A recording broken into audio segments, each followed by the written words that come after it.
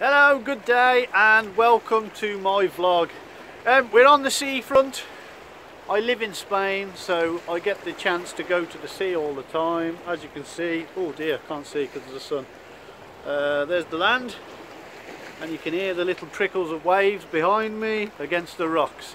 As I said on my first vlog, I see things very differently now.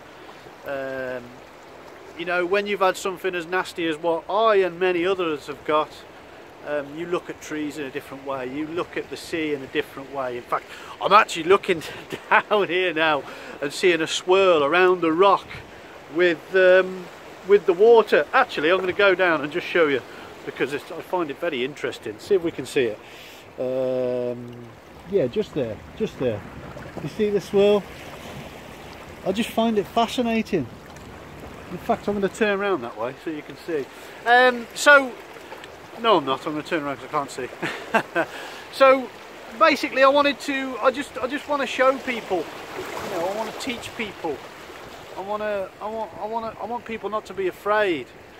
Yes, of course. You know, when that dreaded day come for me, I was absolutely cacking myself, to be honest. The same as everybody else. You know, there's nothing that can be prepared for. Well, Mr. Stanley, you've got 6 months to live at best. Make plans. Oh my God! How do you get your head around that? You can't. 39 years old, and they're telling me that I've got 6 months left to live. I've got to make plans.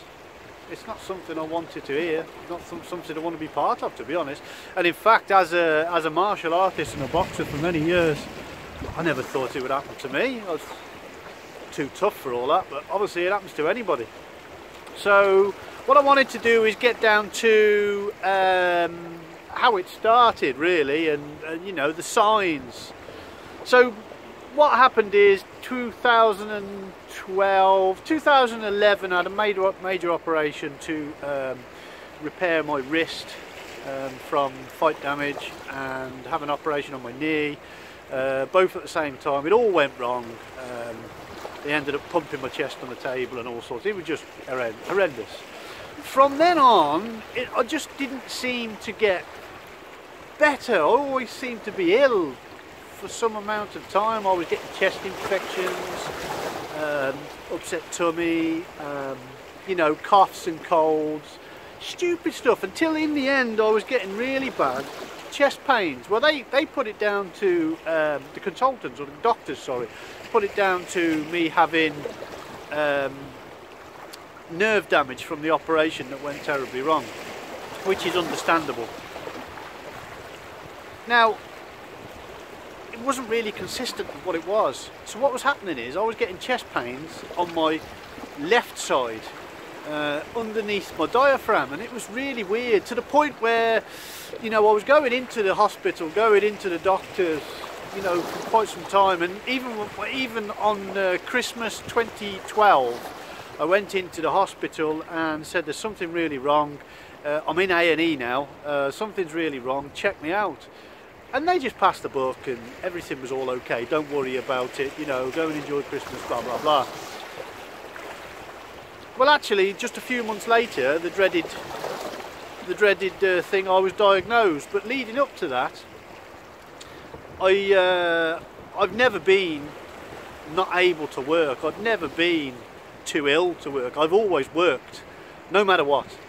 And actually one morning I just couldn't get up one morning, and I said to my wife, I said, something's wrong, I'm going to have a day in bed or something. That day turned into 3 weeks in bed. I never left my bed, and I hadn't been eating, hadn't been drinking. I was dying. My legs were as thin as my arms, you know, and you know, when you think about relative terms in, you know, size between legs and arms, you can get pretty much a good picture. I was constantly holding my left side, always holding my left side. So I went to the doctors eventually, amazing doctor, and she said straight away, up to the hospital. She told me to go into a particular ward, and from then on, you know, I'm still here. But what happened is I went into the doctors, and that was the time when they were pushing me from pillar to post. I was having tests for this, tests for that. It was just, oh, awful. A lot of it, I got to be honest, I can't remember. My wife remembers everything. Actually, my wife doesn't know I do these vlogs. It's one of those things I want to. I get my head around things, doing things myself. So I was fed morphine, liquid form morphine. You get given a bottle, and in fact, legally, a European standard. I don't know what the Americans are like. I'm sure they're the same.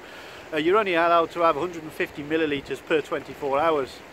Well, I was given the go-ahead to have as much as I wanted, and I was drinking 2 or 3 of these bottles a day because the pain is horrendous with cancer, you know, pre-treatment.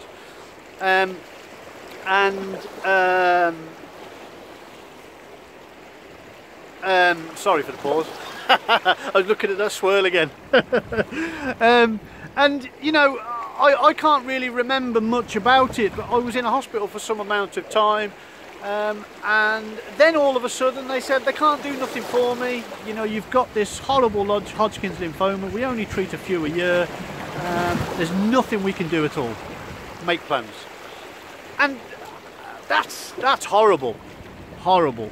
So my wife will remember, well, everybody remembers, even this consultant, he still laughs now. I slammed my hand on the table with as much power as I could because I was very, very weak and very thin and very ill, and said, I haven't got time for this shit. And that's exactly the words I said. I said, fix me. And he said, I'm sorry, Mr. Stanley, we can't fix you. There's nothing we can do. You're too far gone. You're late stage 4.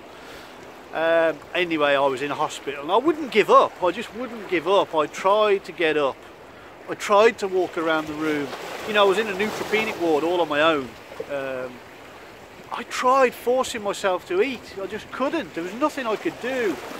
You know, I even tried to wash myself. Stuff that physically you can't do when you're that far gone. Anyway, they could see me trying and trying and trying, and we kept on arguing with them for a month. So now we've got about 5 months left to live, you know, at best, apparently. And then one of the consultants said, actually, you know, as you're a fighter, well, we've got to try something. So what they did is tried to remove one of my 150 tumours, covered in the damn things. Well, my biggest one was in my armpit. It was about the size of a grapefruit, actually. I didn't even know it was there, to be fair. Before I went into hospital, obviously I knew when I went into hospital because I had biopsies and things like that. So actually they removed the tumour, the biggest one, and funnily enough, the day after I started to want to drink water or drink something. A couple of days later I started to eat. I mean, starting to eat and starting to drink, people think, oh no, you'll be fine.